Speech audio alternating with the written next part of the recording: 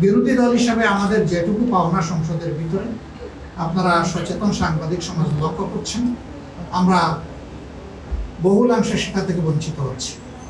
শুধু সংসদের ভিতরে কেন, বাইরেও যে বৈষম্যের বিরুদ্ধে আমাদের যুব সমাজ এবং তাদের ডাকে সাড়া দিয়ে গোটা দেশবাসী একটা দানবীয় সরকারের বিরুদ্ধে ঝাঁপিয়ে পড়ল, সেই বৈষম্যটা আরো পাকাপোক্ত হচ্ছে বলে এখন আমাদের কাছে মনে হয়।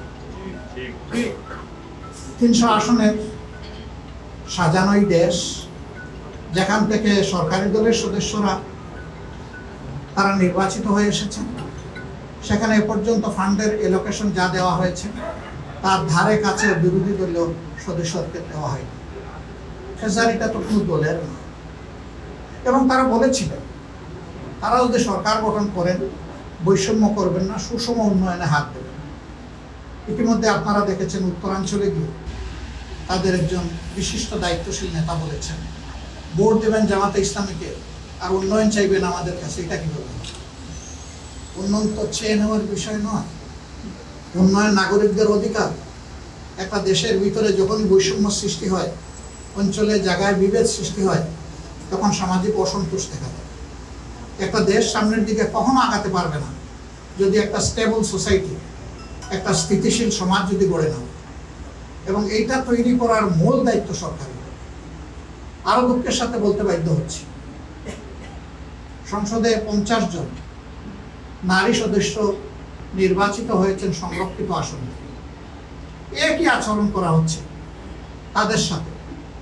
সংসদে তুমুল সমালোচনার পরে হালকা পাতলা এখন একটু তাদেরকে বিভিন্ন ক্ষেত্রে অ্যালোকেশন ফান্ড দেওয়া হচ্ছে। এটা কেন হবে? এটা তো সমান হওয়া উচিত। আপনারা তো এমনিতেই বেশি আছেন, তো বেশিরভাগ কাজ তো আপনাদের মাধ্যমেই সম্পন্ন হবে। এরপরে আবার সম্পূর্ণ অসাংবিধানিক ভাবে তারা অনেক সংবিধান করছিলাম কথা বলে, যারা সংরক্ষিত নারী আসনের সদস্য রয়েছেন তাদের সবাইকে বিরোধী দলের আসনগুলোতে অতিরিক্ত দায়িত্ব দিয়ে বসানো হয়েছে।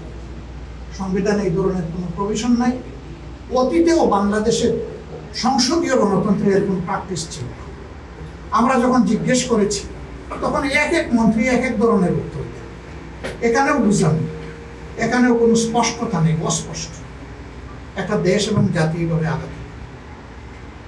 সবচেয়ে বড় ইস্যু, এদেশের 70% মানুষ একটা কার্যকর পরিবর্তনের আশা গণভোটে হা বলল, ভোট দিল।